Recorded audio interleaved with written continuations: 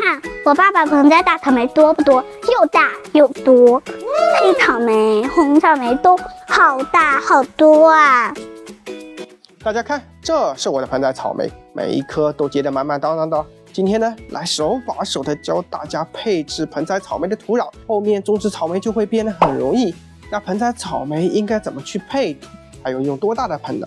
我給大家分享一下我一直在用的幾種配土方法。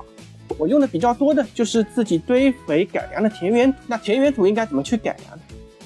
我們首先要知道田園土主要存在的問題是什麼？主要存在的問題就是有機質少，然後土壤比較容易板結，土壤很黏，根系很難生長開，所以我們要对它進行一定的改良。首先就是要增加土壤裡面的有机質。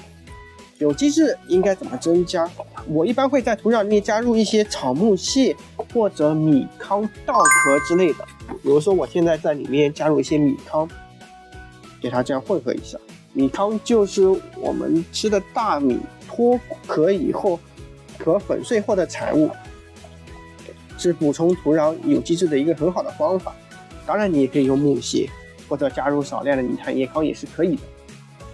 然後我會在裡面再加入一些稻殼炭。稻殼炭呢是天然的鉀肥，也可以起到一定的殺菌驅蟲的效果，可以解決很多後期的麻煩事。為了進一步的解決後期的問題，我還會在裡面加入少量的硫磺粉。少量的硫磺粉不會引起土壤的酸化，但是可以解決很多後期的問題，而且可以讓草莓長得更好。我們把這些東西先給它混合一下。我呢還會在裡面加入少量的羊糞，羊糞盡量的選擇完全腐蚀發酵的，羊糞也是補充土壤有機質的很好的方法。就這樣給它混合一下，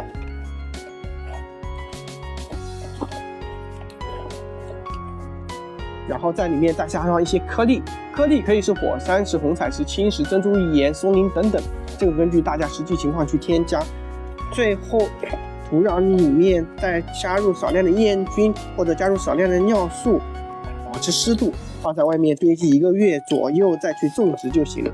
當然有的小夥伴會說，我不想要這麼麻煩，有沒有什麼靠譜的更容易的配土方法？當然有，那就是用進口的泥炭土或者椰糠來種植。那這個應該怎麼去配土？它的纖維的大小分為0-1、0-25、10-30等等，太粗的太細的都不利於草莓的生長，太粗的不利於扎根，太細的容易出現悶根，後期整個植株突然就出問題了。我一般會去選擇5-25左右粗細的泥炭土，然後再去加入一些顆粒。炭土種植的時候，我一般會去選擇粗椰殼來作為顆粒。粗椰殼記得提前泡發下，它的鹽分泡發掉了，然後均勻的混合一下，大概放個3成左右的粗椰殼，後期草莓植株會長得很快，整個狀態也會比較好。當然，你注重環保，用椰糠也是可以的。椰糠呢也有粗細，選擇相對粗一點的，再去加入一些剛才所說的顆粒就行了。底肥跟剛才一樣的，都可以加一些自己完全腐熟發酵的羊糞就行了。但是這樣的配土呢，後期會出現一個問題，什麼問題？就是容易出現缺素，因為這樣屬於基質無土栽培，裡面的中微量元素含量比較少，所以後期要及時的去補充中微量元素肥，這樣才能保證它正常開花結果。那很多小夥伴還關心一件事情，就是應該到底用多大的盆來種植？這個一般根據你的植料來選擇盆的大小。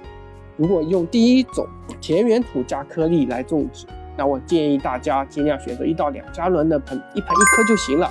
田園土相對比較保水，也沒有那麼疏鬆透氣，草莓的根系長得相對比較慢，1到2加侖就可以滿足它整個生長週期的需求了。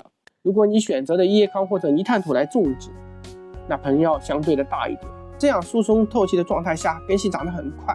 如果你給太小的盆，很快它的根系就會出現盤結的情況。一旦它的根系盤結盤住了，吸收水肥都會有問題。所以選擇盆的時候相對的稍微大一點。經過我很長時間的實踐，像這樣的配土方法下，一般選擇2到3加侖的盆比較合理，也是1盆1顆。好了，今天的視頻就到這裡了，我們下次再見。